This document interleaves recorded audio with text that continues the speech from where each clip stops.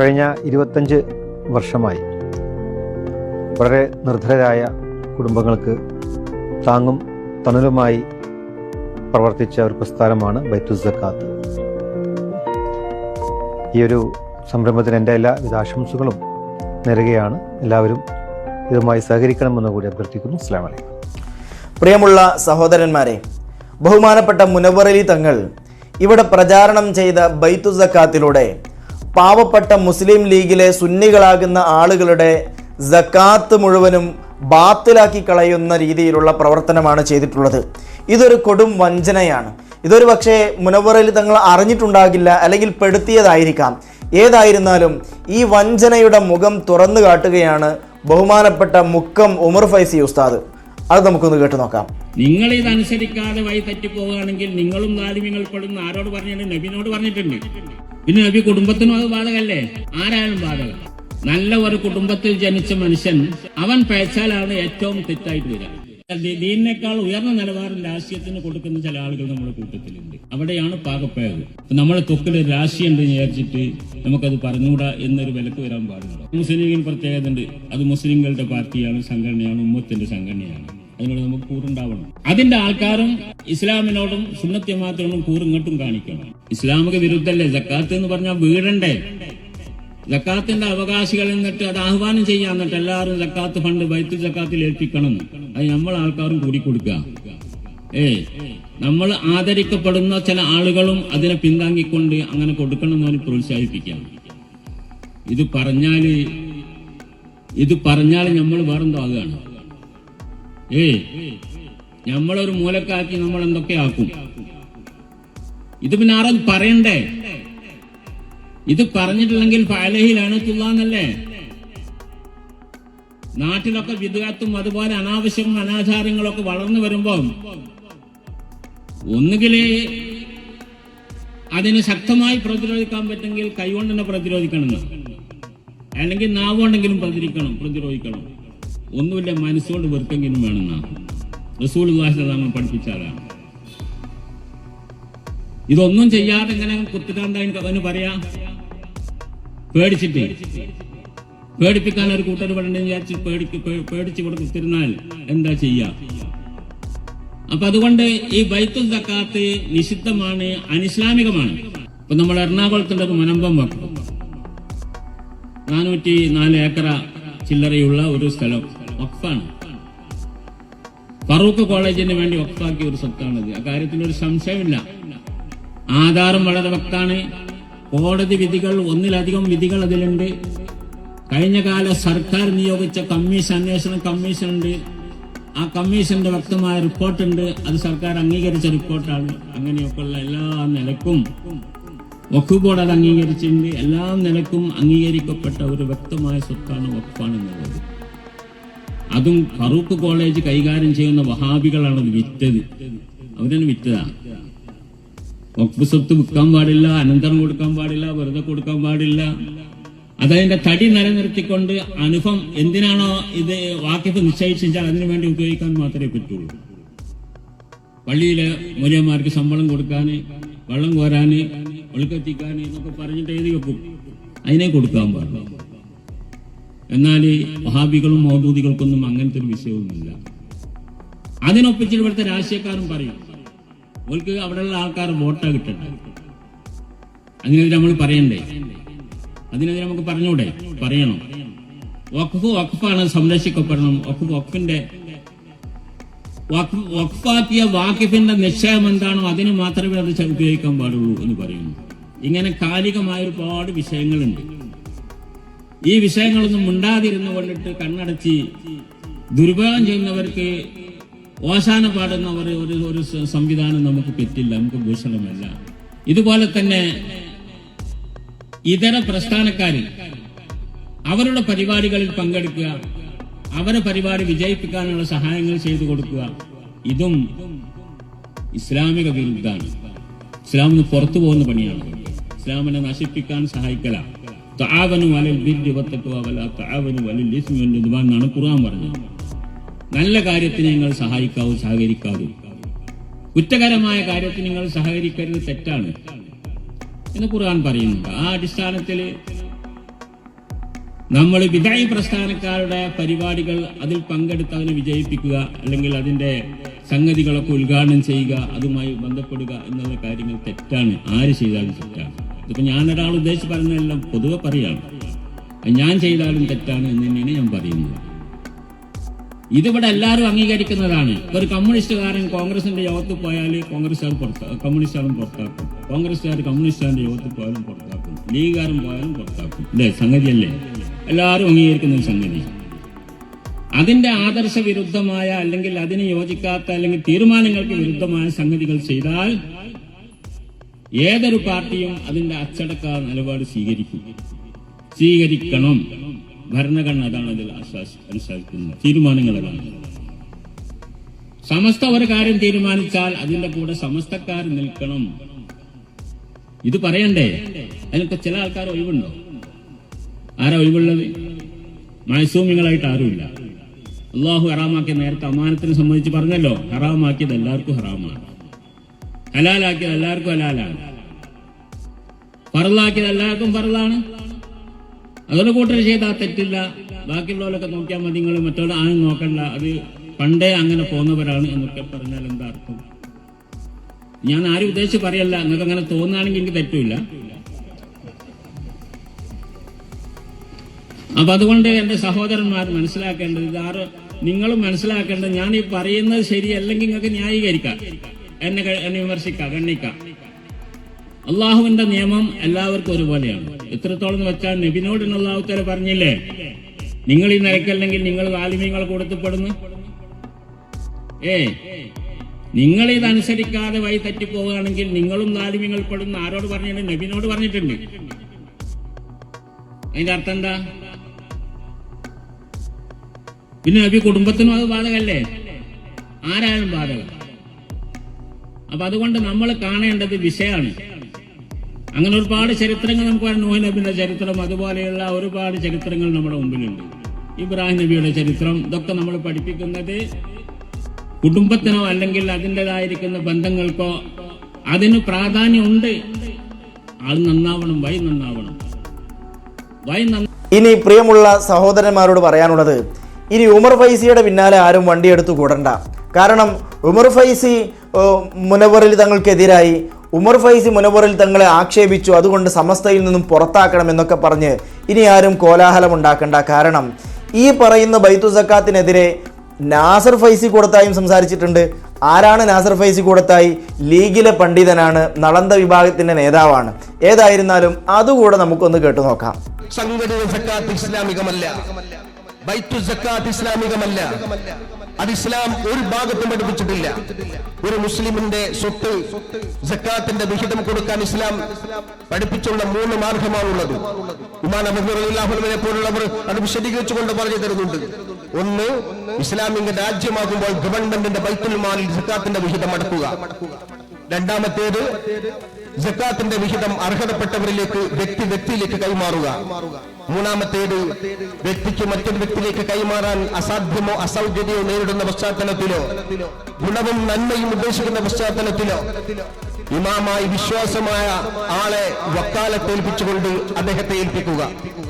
ആ 3 വഴിയല്ലാതെ മറ്റൊരു വഴി സക്കാത്തിന്റെ വിതരണത്തിലില്ല. അത് സുന്നത്ത് ജമാഅത്ത് വ്യക്തിക്ക് കൊടുക്കുന്ന മാർഗം ഇനി കാര്യക്ഷമതയോടെ നിർവഹിക്കണമെന്നാണെങ്കിൽ മഹല്ലുകളിലെ മഹല്ലു കമ്മിറ്റികൾ ബോധവൽക്കരണം നടത്തിയിട്ട് വിശ്വാസമുള്ള ആൾ കയ്യിലേക്ക് ഏൽപ്പിച്ചുകൊണ്ട് അദ്ദേഹത്തിന്റെ കയ്യിൽ നിന്നുകൊണ്ട് പാവപ്പെട്ടവന്റെ കൃഷിസ്ഥലത്തേക്ക് അവന് കൃഷി ഇറക്കാനോ കച്ചവടക്കാരന്റെ കടബാധ്യത തീർക്കാനോ അല്ലെങ്കിൽ ഒരാൾക്ക് വീട് കെട്ടാനോ സാമ്പത്തിക പ്രതിസന്ധി അനുഭവിക്കുന്നു എന്ന് മനസ്സിലാക്കി അദ്ദേഹത്തിന് കിട്ടാവുന്ന വിധത്തിലേക്കും തന്റെ ജീവിതം കരുപ്പിടിപ്പിക്കാവുന്ന വിധത്തിലേക്കും സക്കാത്തിന്റെ വിഹിതം ഉപയോഗപ്പെടുത്താൻ സാധ്യമാണെങ്കിൽ വക്കാലത്ത് മുഖേന കാര്യക്ഷമതകൾ നിർവഹിക്കാമെന്നും സുന്നി പണ്ഡിതന്മാർ പഠിപ്പിക്കുന്നുണ്ട്. അതുകൊണ്ട് സക്കാത്തിന്റെ കാര്യക്ഷമത ബൈത്തു സക്കാത്തിലൂടെ നടക്കൂ എന്ന മിഥ്യാധാരണ ജമാഅത്ത് ഇസ്ലാമി പറയണ്ട. സക്കാത്തിന്റെ കാര്യക്ഷമത സംഘടിതമായ സക്കാത്ത് എന്ന വ്യവസ്ഥയുമായി കമ്മിറ്റിയുമായി ബന്ധപ്പെട്ട് സക്കാത്ത് കമ്മിറ്റിയിലൂടെ മാത്രമേ നടക്കൂ എന്ന് ജമാഅത്ത് ഇസ്ലാമി തെറ്റിദ്ധരിപ്പിക്കണ്ട. കാര്യക്ഷമത വ്യക്തിയിലൂടെ നിൽക്കുമ്പോഴുണ്ടാകും. ഇനി അതല്ല, ഒന്നുകൂടി കാര്യക്ഷമത മറ്റൊരു ഭാഗമാണെങ്കിൽ വക്കാലത്താക്കിക്കൊണ്ട് അതിന്റെ സംഭരിച്ചുകൊണ്ട് ഇമാമായ അല്ലെങ്കിൽ നാട്ടിലെ നീതിമാനായ ഒരാളെ വക്കീലാക്കിക്കൊണ്ട് നാട്ടുകാർക്കെല്ലാം അദ്ദേഹത്തിൽ വക്കാലത്തേൽപ്പിച്ച് ആ സമ്പത്ത് മുഴുവനും സമാഹരിച്ച് വ്യക്തിയുടെ തന്നെ കൊടുക്കുന്ന വക്കാലത്തിന്റെ മര്യാദ പാലിച്ചുകൊണ്ട് പാവപ്പെട്ടവന് കൊടുക്കാം. അതിലപ്പുറം സക്കാത്ത് വിതരണത്തിന്റെ ഒരു മാർഗം ഇസ്ലാം പഠിപ്പിച്ചിട്ടില്ല. അതിലപ്പുറം ഇസ്ലാമിന്റെ ഗവൺമെന്റിൽ ചെയ്യേണ്ട പണി ഈ രാജ്യത്ത് ചെയ്യാൻ വേണ്ടി സെക്യുലറിസത്തിന്റെ രാജ്യത്ത് ചെയ്യാൻ ജമാഅത്തെ ഇസ്ലാമി ശ്രമിച്ചാൽ അത് മതരാഷ്ട്രവാദത്തിന്റെ ഒരു പാലം കെട്ടലാണ്. അത് തെറ്റിദ്ധരിക്കപ്പെട്ടുകൂടാ. അത്തരം കാര്യമായി ബന്ധപ്പെട്ടുകൊണ്ട് സുന്നത്ത് ജമാഅത്തിന്റെ പ്രവർത്തകന്മാരായ മഹല്ല് ജമാഅത്തുകൾ മഹല്ലുകളിലേക്ക് ജമാഅത്തെ ഇസ്ലാമിന്റെ ആശയം കൊണ്ടുവരുന്നത് ജാഗ്രതയോടെ തടയണം എന്നുകൂടി സൂചിപ്പിക്കുകയാണ്. എന്നാൽ ഇത് EK വിഭാഗം സമസ്തയുടെ മാത്രം ഒരു തീരുമാനമോ അഭിപ്രായമോ അല്ല, മറിച്ച് ഇത് എല്ലാ സുന്നികളും പറയുന്നുണ്ട്. ബഹുമാനപ്പെട്ട പേരോട് ഉസ്താദ് ഈ ബൈത്തു സക്കാത്തിന്റെ ആ രൂപം തുറന്നു കാട്ടുന്നുണ്ട്. അത് കേൾക്കാം. ഒരു ബാക്കിയുള്ള ഒരു സംഗതിയാണ് സക്കാത്ത്. അത് ബാത്തിലാക്കാൻ ബൈത്തു സക്കാത്ത്, അങ്ങനെ ഒരു പരിപാടി. അതിനെന്താ ന്യായം? അതിന് ന്യായം എന്താ പറയോ? അത് ഈ മുതലാളിമാര് ഡയറക്റ്റ് സക്കാത്ത് കൊടുത്താൽ ഷഫീ മഹ്മൂദ് അങ്ങനെയാണ് പറഞ്ഞത്. ലാ ഉഹിബ്ബു ലിവാഹിദിൻ മിൻ നാസി അൻ യുവല്ലിയ സക്കാത്ത മാലിഹി ഗൈറഹു എന്ന് പറഞ്ഞുകൊണ്ട് ഇമാം ഷാഫിഈ റളിയല്ലാഹു അൻഹു കിതാബിൽ ഉമ്മിലും മറ്റും വേറൊരുത്തരെ അധികാരപ്പെടുത്തുന്നതിൽ എനിക്ക് താല്പര്യമില്ല. കാരണം അള്ളാഹുവിന്റെ അടുക്കൽ സക്കാത്തിനെ സംബന്ധിച്ച് ചോദ്യം ചെയ്യപ്പെടുന്നത് കൊടുക്കേണ്ട ആളോട് തന്നെയാണ്. അതുകൊണ്ട് വളരെ ശ്രദ്ധിച്ച് കൈകാര്യം ചെയ്യേണ്ട വിഷയമാണ്. എന്നാൽ അവനവൻ തന്നെ കൊടുക്കുന്നതാണ് നല്ലത് എന്ന് ഇമാം ഷാഫിഈ റളിയല്ലാഹു അൻഹു പറയുമ്പോൾ ഷാഫി ഇമാമിന് വേണ്ടതുപോലെ മനസ്സിലായിട്ടില്ല. ഷാഫി ഇമാം റളിയല്ലാഹു അൻഹു പറഞ്ഞത് ശരിയായിട്ടില്ല. പിന്നെ സക്കാത്ത് അത് പിരിക്കാൻ വേണ്ടി ഒരു കമ്മിറ്റി ഉണ്ടാക്കണം. ആ കമ്മിറ്റി ഉണ്ടാക്കിയിട്ട് എന്താ ചെയ്യുന്നത്? ആ കമ്മിറ്റി ഉണ്ടാക്കി സക്കാത്ത് വാങ്ങിയിട്ട് അതിന് കുറച്ച് ആമിലീന അലൈഹ, അതിന് പണിയെടുക്കാൻ കുറച്ച് ഡ്യൂട്ടിക്കാർ. ഈ ഡ്യൂട്ടിക്കാർ ആരാ നിശ്ചയിക്കുന്നത്? ഗവൺമെന്റ് അല്ല, പിന്നെ കുറച്ച് 3-4 ആളുകൾ കൂടിയിട്ട് ഒരു ഡ്യൂട്ടിക്കാരനെ നിശ്ചയിക്കും. അല്ല ഒരാളല്ല, കുറെ ആൾ. ആമിലീന എന്നല്ലേ, എന്തായാലും 3 ആളെങ്കിലും വേണ്ടേ? അങ്ങനെ കുറച്ച് ഡ്യൂട്ടിക്കാർ. ആ ഡ്യൂട്ടിക്ക് ശമ്പളം ഈ സക്കാത്ത്. ഇതിന് എന്താണ് തെളിവ് എന്ന് ചോദിച്ചാൽ ആമിലീന അലൈഹ എന്ന് ഖുർആനിലുണ്ട്. അൽ ആമിലീന അലൈഹ തന്നെ ആരാ ആമില? ആരാ നിശ്ചയിക്കേണ്ടത്? ആര് നിശ്ചയിച്ച ആമില? അതിലേക്കൊന്നും യാതൊരു ചർച്ചയില്ല. കമ്മിറ്റി അങ്ങനെ സക്കാത്ത് വാങ്ങിയിട്ട് അപ്പൊ അവിടെ ചെറിയ യുക്തി, ന്യായം എന്താണ്? യാചന ഇസ്ലാം വളരെ വെറുക്കുന്ന സംഗതിയാണ്.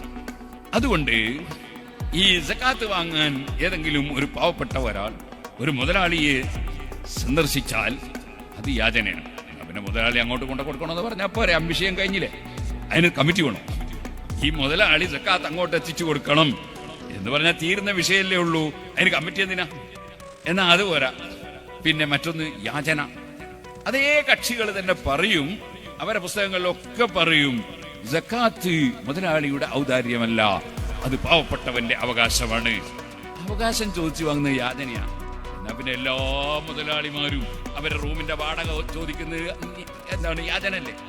അവകാശമല്ലേ? റൂമിന്റെ അവരുടെ ബിൽഡിംഗ് ഇവിടെ വാടക കൊടുത്തു, ഇനി അതിന്റെ വാടക ചോദിക്കുകയാണ്. അത് യാചനയല്ലേ? അവകാശം ചോദിക്കൽ യാചനയാണെങ്കിൽ വാടക വാങ്ങുന്നത് യാചനയല്ലേ? അതുപോലെ തന്നെ ഉള്ള എല്ലാ സംഗതികളും ശമ്പളം വാങ്ങുന്നത് യാചനയല്ലേ? അവകാശമല്ലേ? അവകാശമാകുന്നൊക്കെ യാചനയാ. അപ്പൊ ഹഖുൽ ലിസാഇലി വൽ മഹ്റൂം അവകാശമാണ് എന്ന് പറഞ്ഞാൽ പിന്നെ ചോദിച്ചു വാങ്ങൽ വാസ്തവത്തിൽ മുതലാളിയെ സഹായിക്കലല്ലേ? അതിൽ എവിടെയാണ് യാചന? യാചന എന്ന് എന്തിനാ പറയാ? യാചന എന്ന് പറയുന്നത് എന്തിനാണ്? അപ്പൊ ഇത് ആളുകളെ കൺഫ്യൂഷൻ ആക്കാൻ വേണ്ടി പറയുന്ന കുറെ കാര്യങ്ങളാണ്. എന്നിട്ട് ഈ അവരങ്ങനെ ആക്കി. അങ്ങനെ ആയ ആൾക്കാര് കുറച്ചു ദിവസം കഴിഞ്ഞപ്പോ അവർക്കിടയിൽ ഭിന്നിപ്പുണ്ടായപ്പോ അവരെന്നെ പറയുന്നു, ഈ സക്കാത്ത് കമ്മിറ്റി കൊണ്ട് ഭയങ്കര നാശാണ്. എന്താണ്? ഇപ്പോ നേരത്തെ ഒരു മുതലാളിന്റെ മുമ്പിൽ മാത്രം പോയി നിന്നാ മതിയെന്ന്. ഇപ്പൊ കമ്മിറ്റിക്കാരെല്ലാരെയും പോയിട്ട് സ്വാധീനിക്കണം, അപേക്ഷ കൊടുക്കണം. അപേക്ഷ പാസ്സാകണമെങ്കിൽ അവരെല്ലാവരോടും പോയിട്ട് യാചിക്കണം, എന്നിട്ട് അവർ പാസ്സാക്കണം. മാത്രമല്ല, എനിക്ക് സാമ്പത്തികമായ വിഷമമുണ്ട് എന്നുള്ളത് നേരത്തെ ഒറ്റ മനുഷ്യൻ അറിഞ്ഞാൽ മതിയായിരുന്നു.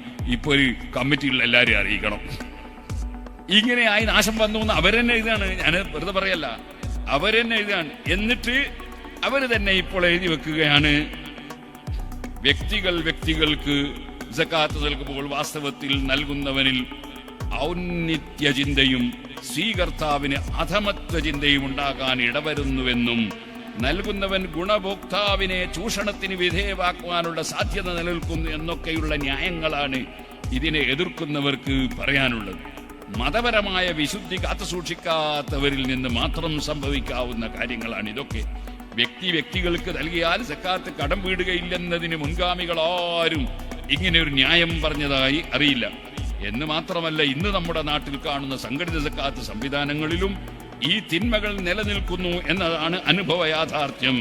സക്കാത്തിന്റെ സംഭരണ വിതരണ കാര്യങ്ങൾ ഇന്ന് മതസംഘടനകൾ ഏറ്റെടുത്തിരിക്കുകയാണ്.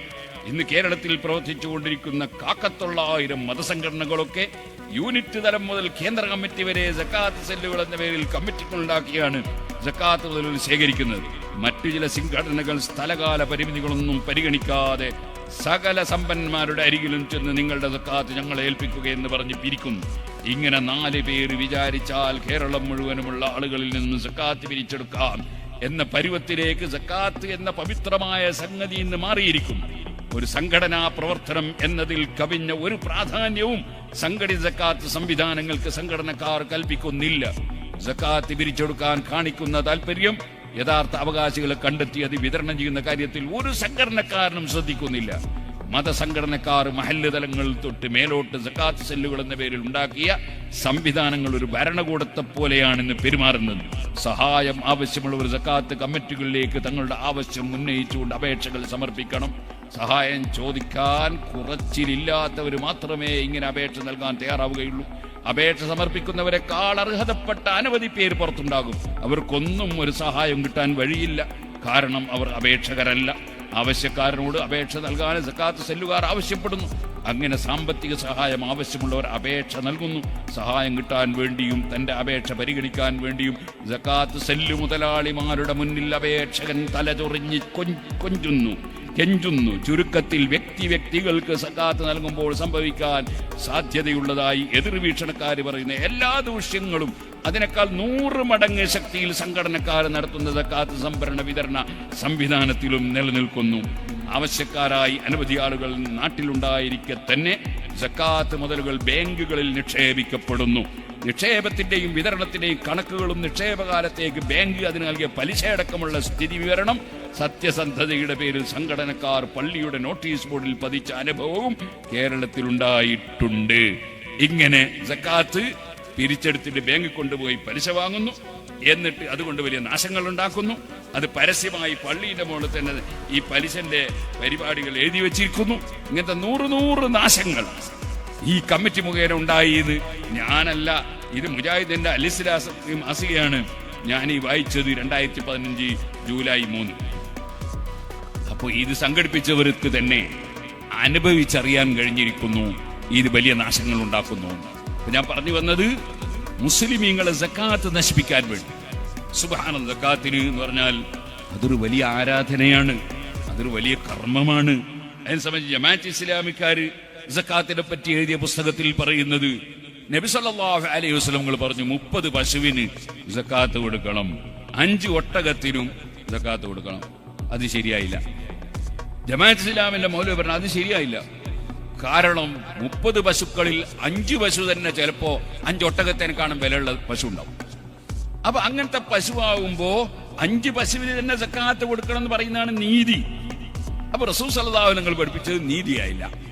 അതിനാണല്ലോ പണ്ട് ദുൽഖവീസ്റത്ത് തമീമിയും പറഞ്ഞങ്ങനെ തന്നെയാണ്. ഈദിൽ യാ മുഹമ്മദ്, ഓ മുഹമ്മദേ നീ നീതി കാണിക്കണം, നീ നീതി കാണിച്ചില്ല. അതിന്റെ അതേ കക്ഷിയാണ് ഈ പിൻഗാമികൾ. റസൂലുള്ളാഹി നീതി പഠിപ്പിച്ചിട്ടില്ല, അതുകൊണ്ട് അത് നീതിയായില്ല. ഇന്നാ ലില്ലാഹി വ ഇന്നാ ഇലൈഹി റാജിഊൻ.